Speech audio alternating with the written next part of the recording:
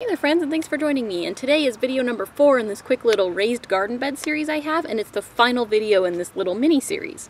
So, I want to talk to you about the soil that actually goes inside of those raised garden beds. Of course, we've done all this work building them and picking out all our materials, and so we have all this expense that we've already put into these garden beds. We don't want to fill them with the wrong soil, because if we get the wrong soil, we can actually end up with something that's going to make our plants not grow very well, and there are even some ingredients in those soils that can actually make us sick and can be really dangerous to our health. So I want to talk to you about making sure we find the right soil for those garden beds so that we can make sure our garden grows really well and that we are not going to get sick from the soil.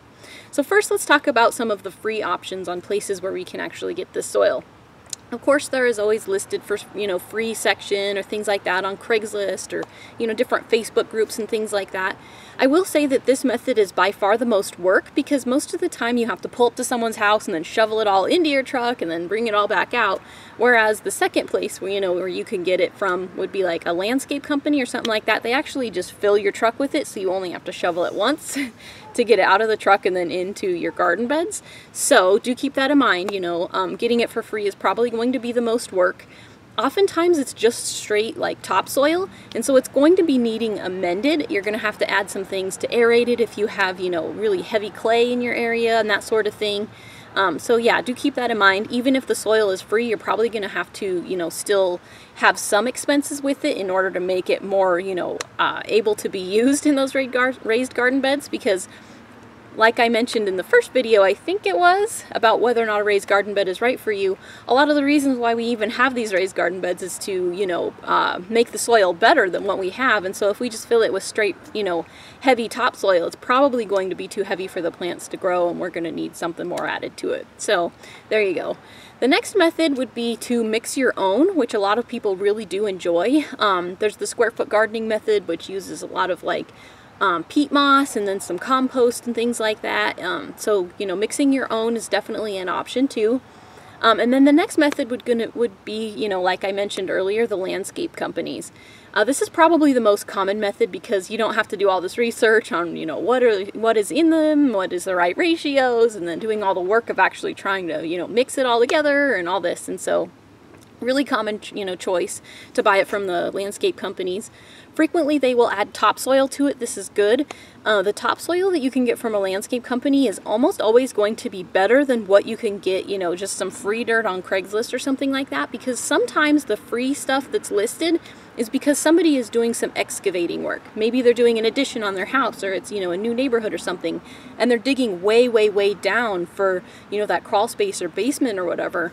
And the soil that's not right on the top, the soil that's in the layer below that, is all dead soil. There's no microorganisms, there's very little nutrition. It's usually just really hard, compact soil that has no value to it, to plants. So keep that in mind. The topsoil that's from a landscape company can be better, not always, but it can be sometimes.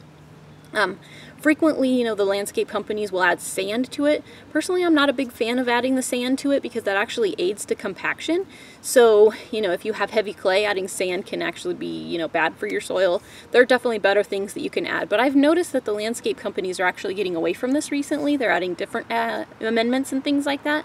Frequently they will add some compost, and honestly the compost is the most sketchy ingredient that you could add to this whole mix, because there is a lot of things that can go wrong with compost. And so yeah, there's definitely some things you want to keep in mind when you're going to use this. So you can have plant materials that you actually break down into compost, and then you can use poop. So let's talk about plant materials first. Plant materials are really easy to come by. Oftentimes people will use their grass clippings, their, stuff from their kitchen waste, leaves, all these things. However, it is important to consider that weed killer can frequently get into these materials. So if you used a weed and feed on your lawn, the weed is actually an herbicide to help suppress those weeds, and then the feed is actually some fertilizer. So it's actually a mix of herbicides and fertilizers mixed together to help your lawn grow better. Well, the problem with this is if you actually use this stuff on your yard, it can persist into the grass. So when you cut your grass and then you put it in your compost pile, that herbicide that was added to the grass can get broken down into your compost and then persist in the soil when you add it to your garden beds. So, and it can do this with the trees too, you know, leaves, if you have weed and feed or whatever that you've put around your trees, that can, you know, get down into the soil and then get into the leaves and things like that too. So, you know, you really do have to be careful with this for sure. Poop compost, the thing to be careful with this one is that, you know, if you get it from like a dairy, oftentimes dairies will give away their poop, you know, so that you can compost it, or they'll actually give it to the landscape companies and things like that so they can compost it. But unfortunately, a lot of traditional dairies actually give their animals antibiotics to keep them healthy. The problem is when they give them those antibiotics, they actually excrete them and then they persist into the compost. Even after they're fully composted, those antibiotics can persist there. And that can actually suppress the microorganisms that live in the soil, and so this can be really bad. This is actually a mistake that I made a long time ago, and I built some garden beds and then I didn't think anything of it, and I just got some soil and put it in there. And I'm like, why are there no microbes in this soil? Why are the worms not, you know, in here? And I figured out that the compost that that company had used came from a dairy that did in fact use antibiotics. And so now I stay away from that sort of thing, you know, the poop compost with, you know, that comes from anywhere that they use antibiotics is something that I definitely stay away from. Another thing to be, you know, cautious with poop compost is that, you know, it can carry pathogens, things like salmonella or E. coli. I mean, it's estimated that 20% of all cows actually carry E. coli, and then 5 to 10% of chickens carry salmonella. So when compost is done correctly, it heats up enough that those pathogens are killed. If poop compost isn't composted all the way, if it's not fully done, or if it wasn't composted correctly, meaning it wasn't stirred, because the stuff on the outside doesn't get as hot as the stuff on the center of the pile, those pathogens aren't killed off. So when you add that to, you know, your garden beds and such, you know, those pathogens can still get into our food. And maybe you remember the recent outbreaks, you know, of like lettuce or spinach, that sort of thing, from major farms. And what they probably did is they took that poop, you know, maybe it was composted or whatever, spread it in their fields, and then it ended up, you know, contaminating the products, and people were getting sick because of it. So if we want to grow our own, we want to make sure that ours isn't going to have those same problems. So be careful if you're going to get, you know, compost, you know, that has come from poop. Definitely make sure that it's composted correctly. So definitely consider that raw compost or raw poop is definitely quite dangerous. However, it is important to note that, you know, poop that's been fully composted correctly is definitely a whole lot safer. But even then, poop can actually have the same herbicide problems that the plant materials I mentioned earlier can have. What happens is, you know, if those animals were fed like hay or something like that, somebody used an herbicide in that field to grow the hay, and then the animals ingest it, you know, it excretes it, it stays persistent in the compost and that sort of thing. So definitely another thing to consider there, that, you know, poop can also have, you know, herbicide, you know, in it, and then that can make it to where the plants don't grow very well. However, before everybody gets upset with me for not being a fan of compost, I totally am a fan of compost, as long as it's composted correctly and that the materials were sourced from clean, you know, sources that don't have those sorts of, you know, herbicides and things like that. I really am a big fan of compost. It adds a lot of microorganisms to the soil. It adds a lot of nutrition that's really easily for the plants to break down and that sort of thing. So how do you know if the compost that you have, you know, has any of these things without asking the people, you know, a million questions? And oftentimes they're not going to really know anyway if you get it from a big company or something like that. They're just going to say it's compost, you know, we don't really know. So my favorite way is actually to test it. What I do is I go to, you know, I call around, find out how much the prices are. I pick out a compost or a soil mix that I really want. So a company near us actually had 2 soil mixes that were, you know, something we could use. The first one was a plant mix that had 60% topsoil and 40% compost, and I'm like, ooh, that's awful high in the compost. And remember, that's the most sketchy ingredient, so I'm like, what else do you have? And then the second was a garden mix, and so that has 60% topsoil, 20% compost, which is better, and then 10% perlite and 10% peat moss. And so peat moss and perlite are both expensive ingredients, and so I was really excited to see that they had added those.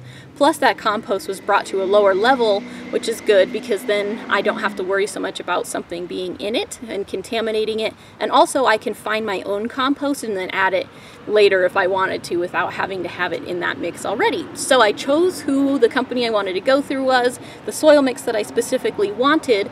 Now it's time to actually find out and test it, So I called the company, I asked them, hey, I've got a whole bunch that I'm going to need, at least several yards. Can I come by and just grab a couple of handfuls so I can test it to make sure it's going to work for us? And of course they always agree. So the next thing I do is I put it in just any container you have. Just put it in any container you have around. So now you've got nothing basically invested in this. Free soil that you've grabbed just a few handfuls, just a container you have around, and then you need some seeds. You can send off to a company to have them test it, but this is cheaper and easier in my opinion. So there are lots of plants that are more sensitive to, herbicide residues, and there are some that are a lot less sensitive to it. Instead of going through the list of all of them, the one that I have found works really fast and works the best is actually just bean seeds. So I just take some bean seeds, I put it in that soil mix, and then in about 2 to 3 weeks time, you should know exactly whether or not this soil mix has an herbicide residue. Because what you're looking for is these beans to have big, nice leaves, big, wide leaves like this. If they sprouted, but they were all curled and mangly and just ugly, then that means that it does have that herbicide, and so you'll know that you need to go with maybe another soil mix instead. So those beans will actually tell you. So the bean seeds I got the cheap seeds. So it was 20 cents a packet, and I used half a packet, so it was like 10 cents in seeds. Way cheaper than sending the soil off to any company to have them check it or whatever. The beans tell you whether or not it's good, and then I know that that soil was fine and that I was able to fill my garden beds with it. So, cheap and easy method for testing the garden soil to make sure that it's right for you. So, next thing to address would be how much to get. So I had 4 garden beds ready. And basically, the way that this works is that the coverage for 1 yard is that you can get 100 square feet up to 3 inches, 75 square feet to about 4.5 inches, or 50 square feet to 6 inches. Well, how many square feet do you have? Square feet is really easy to figure out. You just do length times width. That's it. So my garden beds, I had 2 of them. They were 8 by 4. Maybe you remember when we were building them. So 2 garden beds that were 8 by 4. So each garden bed is 32 square feet, just 8 times 4, times the 2 garden beds that I had that were that size. So that's 64 total square feet for my bigger garden beds. Then I did 2 smaller garden beds. So there's 8 times 2 for the length and width of those garden beds. So 16 square feet for each of them, but again I had 2 of those, so the total square feet was 32 square feet for those smaller garden beds. So I just added the 2, the total square feet for the bigger garden beds, the total square feet for the smaller ones. I had a total of 96 square feet that I was adding to my garden right now. And so now I just go back to that coverage chart. Do I want only 3 inches? Well, that means I would just buy 1 yard. Do I want it to go 4.5 inches? Then I need 1.5 yards. Do I want it to be 6 inches of soil? Then I would need 2 yards. That sort of thing. So hopefully this is helpful to you, to knowing exactly how much, soil you actually need for your garden beds, and then also how to pick the right soils for those garden beds so that they're healthy, they're going to help the plants grow without having any, issues come along, and also just save you a lot of headache and help you with eliminating a lot of those problems that both I have had and my brother has had. He's had killer compost, where he got some compost that had herbicide in it. I ended up with bad compost because it had antibiotics in it, and I really want to make it to where you don't have any of those same problems. So again, hopefully this video is helpful to you. Thank you for joining me on this quick little mini series. We'll see you next time. I'm Frugal Green Girl. Thanks for watching.